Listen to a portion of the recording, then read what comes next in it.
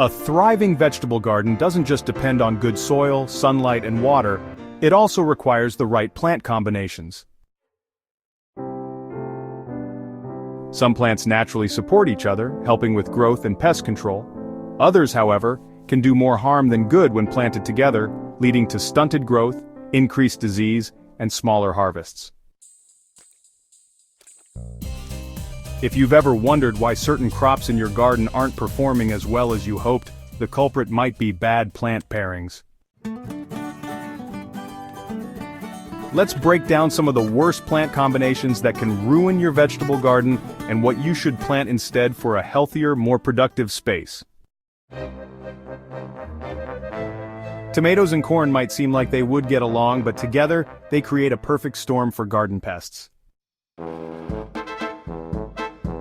Both plants are highly susceptible to common insects, particularly the tomato hornworm and the corn earworm. When planted together, these pests multiply rapidly, spreading from plant to plant and causing major damage.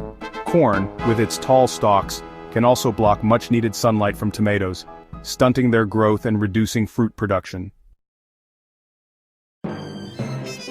Instead of planting these two together, keep tomatoes with basil, marigolds, or carrots, which help repel pests. Corn thrives alongside beans and squash in the Three Sisters method, which benefits all three crops. Potatoes and tomatoes, disease disaster. Tomatoes and potatoes belong to the same plant family, the nightshades, and while that might suggest they work well together, the reality is quite the opposite. Both are highly vulnerable to blight, a devastating fungal disease that can wipe out your entire crop. Once blight starts on one plant, it spreads rapidly to the other, making it impossible to control. Additionally, both plants compete heavily for nutrients, leading to weaker growth and lower yields.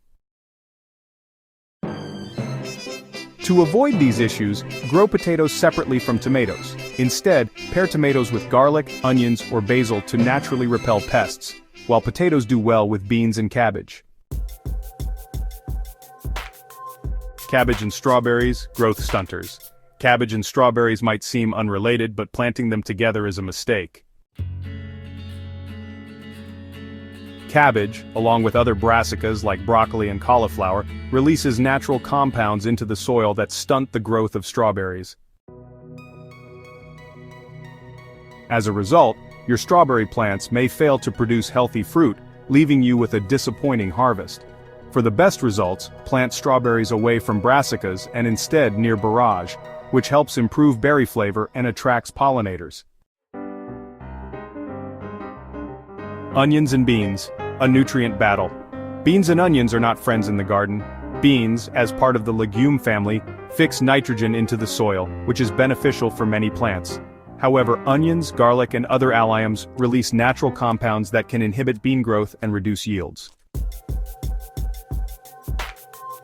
The sulfur compounds in onions make it difficult for beans to develop properly, leading to weak plants and lower pod production. For a more productive garden, plant beans near corn or cucumbers, and keep onions close to carrots, which benefit from the pest-repelling properties of alliums. Carrots and dill root chaos. Carrots and dill are both members of the Apiaceae family, but that doesn't mean they get along. Dill releases chemical compounds that can stunt carrot growth and disrupt root development. Young dill plants may be fine near carrots, but once dill matures it can cause serious issues. Additionally, dill attracts certain pests that can damage carrot crops. Instead of growing these together, plant dill near cabbage, as it helps repel cabbage worms. Carrots grow best when paired with onions, which deter carrot flies and improve yield. Cucumbers and aromatic herbs, a bad combination. Cucumbers thrive in warm, moist environments, but pairing them with aromatic herbs like sage, rosemary, and thyme can spell disaster. These strong-scented herbs dry out the soil more quickly, which stresses cucumber plants. Additionally, some aromatic herbs can interfere with cucumber pollination, leading to fewer fruits. To maximize cucumber production, plant them with beans or peas, which help improve soil nitrogen levels. Marigolds and nasturtiums are also excellent companion plants that help deter pests. Lettuce and broccoli, a competition for resources. Lettuce and broccoli don't make great neighbors because they compete for water and nutrients. Broccoli, being a heavy feeder, can deplete the soil quickly, leaving lettuce struggling to get the nutrients it needs to grow. Additionally, as broccoli grows larger, it can shade out lettuce, reducing its access to sunlight and slowing growth. To keep both plants healthy, grow lettuce near radishes or carrots, which have different nutrient needs. Broccoli benefits from being planted near onions or aromatic herbs that repel common pests. Fennel and just about everything, a garden troublemaker. Fennel is one of the worst plants to pair with most vegetables because it releases compounds that inhibit the growth of other plants.